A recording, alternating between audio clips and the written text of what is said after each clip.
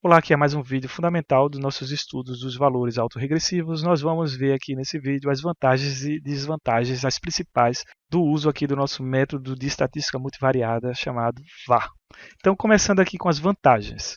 Então, VAR são os vetores autorregressivos e esses vetores autorregressivos eles são amplamente utilizados na econometria e na análise de séries temporais multivariadas. Esse tipo de técnica é muito importante porque ele faz observações, de valores atuais de uma variável e faz uma relação entre valores pretéritos, entre dados do passado dessa mesma variável e também consegue combinar relações de outras variáveis, tudo isso ao mesmo tempo. Então a gente tem valores da série estudada, que a partir dela a gente entende relações passadas dessa mesma série e em conjunto com outras séries que a gente faz o mesmo, que a gente estuda valores do passado para conseguir estimar valores presentes e a gente faz todo um paralelo, toda uma combinação entre essas equações distintas com valores defasados para a gente prever aí nossos modelos. Então os modelos de VAR eles diferem dos modelos autorregressivos univariados porque ele permite que a gente tenha várias vantagens, vários feedbacks, várias análises entre os diversos modelos autorregressivos que seriam obtidos individualmente. A gente consegue agrupar e a gente consegue relacionar variabilidades, a gente consegue relacionar graus de parentescos e vários tipos de relações estatísticas interessantes entre esses nossos valores de séries temporais. Então, por exemplo, veja o que a gente pode fazer ao mesmo tempo, quando a gente usa o VAR. A gente pode utilizar o VAR para mostrar que o Ibovespa não é real, o dado do Ibovespa, ele é uma função do ativo Petrobras e, ao mesmo tempo, a gente pode ver que a Petrobras é também uma função do Ibovespa. A gente pode encontrar quem é função de quem, ou seja, uma ideia de causalidade também está implícita aqui dentro desses estudos do VAR. Não é à toa que a gente tem como brinde, uma vez que a gente utiliza o modelo VAR, a gente ganha a capacidade de saber quem causa quem influencia em quem dentro dos nossos modelos. Isso aqui é um exemplo bivariado de duas relações de importância entre as medidas. Ok, então ainda continuando aqui com as vantagens dos vetores autorregressivos, é que o método do VAR é um método muito simples e flexível. A gente vai ver nas equações, eu vou mostrar para você manualmente como fazer, como representar o VAR e também utilizando Python, destrinchando as equações, a gente vai fazer isso manual e também com Python. A gente vai ver que é relativamente simples. Isso porque a gente tem uma abordagem sistemática e bem flexível para capturar comportamentos de fenômenos no mundo real. Você vai entender isso no decorrer dos estudos da parte teórica. Então a gente tem melhores desempenho para as previsões devido a essa capacidade de capturar o comportamento conjunto entre as medidas. E assim nós temos uma capacidade de capturar a dinâmica de interligações entre os dados de séries diversas. A gente vai focar aqui em duas séries, então a gente vai ver as relações, a dinamicidade, o efeito dinâmico de comportamento entre duas medidas no decorrer do tempo. Nós temos como ganho aqui uma análise que é chamada IRF, que nada mais é do que uma investigação que a gente faz para investigar a resposta das variáveis do nosso sistema frentes a choques, a variações, a perturbações que a gente vai fazer dentro de cada uma das nossas medições. Então a gente vai ter uma compreensão desse efeito de sensibilidade desses choques dentro das nossas medições. E isso vai nos ajudar o quê? A entender a contribuição de cada variável para as flutuações de outras variáveis. E isso a gente tem que garantir o uso prévio dentro dos nossos modelos autorregressivos das séries estacionárias. A gente precisa ter séries estacionárias dentro dos nossos modelos. Porém, se essas séries não forem estacionárias, a gente consegue transformar facilmente essas séries a partir de diferenciação. Isso é algo bem tranquilo, a gente vai ver aqui no decorrer das aulas práticas.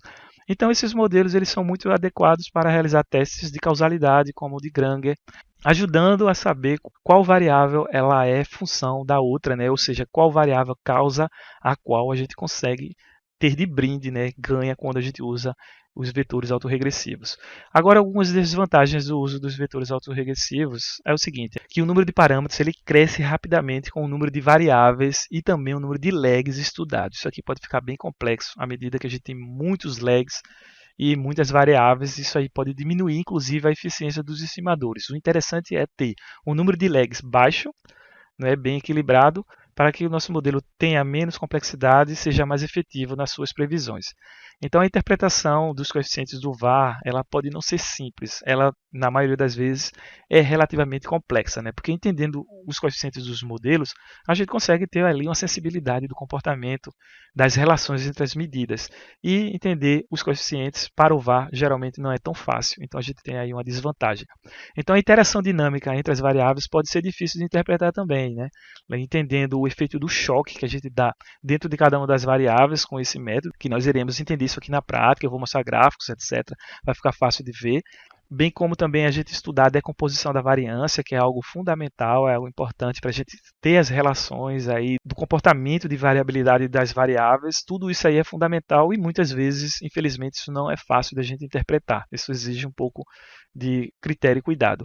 E por fim, algo muito importante que precisa ser pontuado, muita gente esquece, muita gente quando fica especialista e usa sempre esse método, né, essa técnica, sem refletir muito, né, porque já está muito acostumado e gosta, já está envolvido com a teoria, enfim, tudo isso, e começa a usar de maneira desmedida, até em fenômenos complexos, onde não tem um comportamento linear.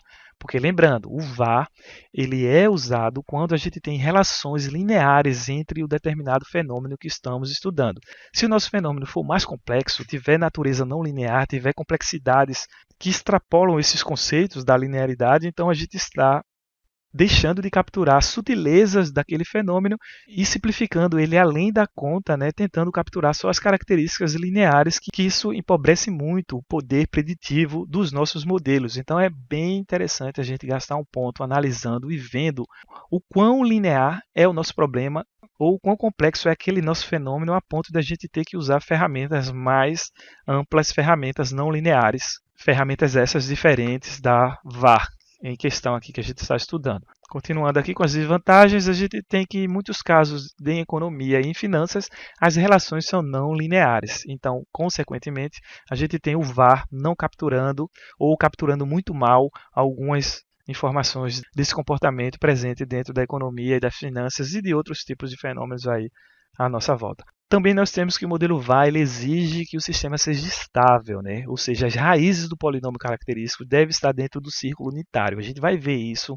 com exemplos numéricos, fazendo uso do computador também. A gente vai ter que garantir isso para que o nosso sistema do VAR seja estável. Se não tiver isso, essa como garantia, o nosso modelo ele não é aplicado para fazer previsões. Então a gente tem que ter esse ponto aí bem observado. Porque, como eu acabei de falar, né, modelos instáveis podem fornecer previsões não confiáveis. Então, é isso. Vamos agora entender as equações, vamos estudar. Eu aconselho você a pegar papel, caneta e ir reproduzindo todos esses cálculos que a gente vai fazer nas próximas aulas. Eu sei que já tem funções prontas em R, Python, Stata, Reviews, vários tipos de softwares estatísticos, né, que você executa o comando, entra com os dados, executa o comando no caso e já tem tudo resolvido. Mas é interessante a gente saber manualmente, a gente entender como é que funcionam as equações, para a gente ter uma fundamentação teórica antes de ficar apertando, né, botões, dando cliques e utilizando linhas de códigos bem simplificadas e obtendo os resultados sem conseguir entender o que está sendo feito por trás ali desses softwares. Então vamos aí entender as equações antes de começarmos a utilizar os softwares.